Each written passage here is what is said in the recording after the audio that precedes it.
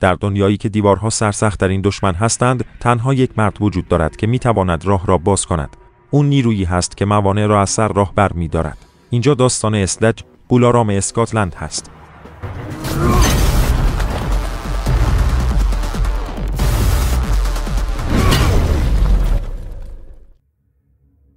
اسلیج یکی از محبوب‌ترین اپراتورهای تیم اسکیس نیروی ویژه هوایی بریتانیا در بازی رینبو سیکس سیج است.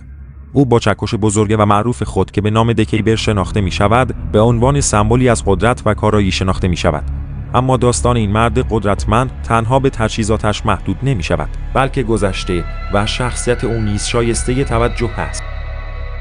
شیمس کودن یا همون اسلیج متولد تاریخ 2 آوریل سال 1982 شهر جارستون اسکاتلند هست. او از کودکی در محیطی سخت و طبیعت خشن مناطق کوهستانی اسکاتلند بزرگ شد، جایی که اراده و توانایی‌های فیزیکیش به سرعت رشد کرده. با قدی حدود 1.92 صدام و جثه عضلانی، همیشه در میان همسن و سالانش تو چشم بود.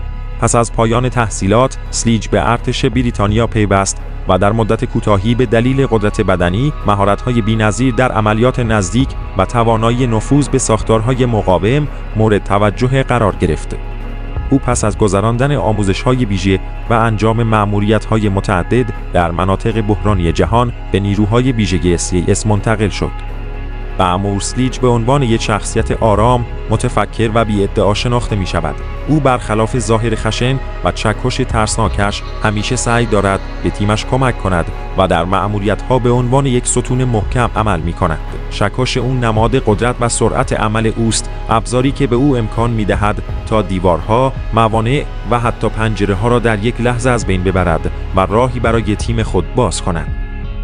در تیم رینبو، مأمور اسلیج به عنوان یک بریچر اصلی شناخته می شود. وظیفه او نفوذ سریع به محیط‌های بسته و ایجاد مسیرهایی برای حمله یا فرار است. او نه تنها به دلیل مهارت‌هایش، بلکه به خاطر شخصیت محکم و روحیه خوبش مورد احترام تمام هم‌تیمی‌ها قرار دارد.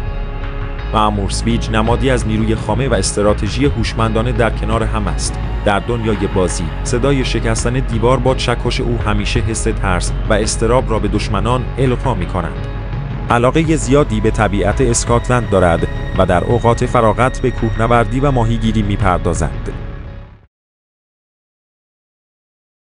گاهی اوقات برای پیروزی باید همه اطراف رو خاموش کنی. امروز درباره مردی صحبت می‌کنیم که میدان نبرد رو برای دشمن تاریک می‌کنه. اینجا داستان تچره. If there's one thing I know for sure, it's that a 6-inch blade never loses reception. مایک بیکر، معروف به فچر، یکی از اعضای برجسته و سرسخت نیروی ویژه بریتانیا است. او در حومه لندن در تاریخ 22 ژوئن سال 1961 به دنیا آمد و از کودکی علاقه خاصی به کارهای فنی و مکانیکی داشت. با وجود کودکی سخت و محیطی که آینده روشنی را برای او پیش بینی نمی‌کرد، مایک تصمیم گرفت مسیر زندگی خود را با پیوستن به نیروی دریایی سلطنتی تغییر دهد. در دوران جوانی، او به دلیل جسارت و مهارت‌های فنی برجسته‌اش به واحدهای ویژه نیروی دریایی پیوست و پس از مدتی به SBS خدمات قایق ویژه منتقل شد، یکی از نخبه‌ترین واحدهای نظامی بریتانیا. مایک به دلیل توانایی‌هایش در مقابله با تهدیدات تکنولوژیکی و نابودی تجهیزات الکترونیکی دشمن در این واحد به شهرت رسید. مایک به عنوان فردی که تجربه گسترده‌ای در عملیات نظامی دارد، شخصیتی بسیار قوی، سرسخت و خونسرد است. او نسبت به فناوری‌های مدرن و پیچیده دیدگاه عملی دارد، در حالی که خودش بیشتر به روش‌های کلاسیک و ساده باور دارد.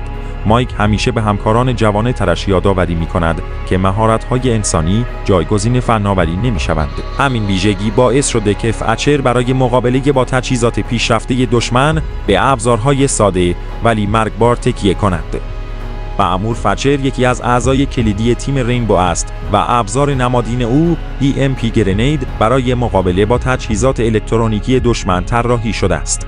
این نارنجک‌ها قادرند دوربین‌ها، تله‌های الکترونیکی و سایر ابزارهای فناوری پیشرفته دشمن را از کار بیاندازند.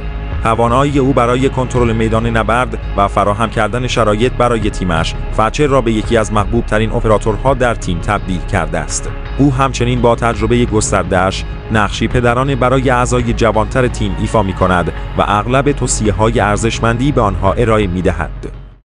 دو حقیقت جالب از تچر. شماره 1. نام مستعار. تچر به افتخار نخست وزیر سابق بریتانیا مارگارت تچر این نام را انتخاب کرده است. این انتخاب به دلیل سرسختی و انعطاف ناپذیری او در میدان نبرد بوده است. شماره 2. قدیمی‌ترین اپراتور تیم رینبو. تچر یکی از قدیمی‌ترین اپراتورهای تیم رینبو است و این موضوع نشان دهنده تجربه بالای اوست.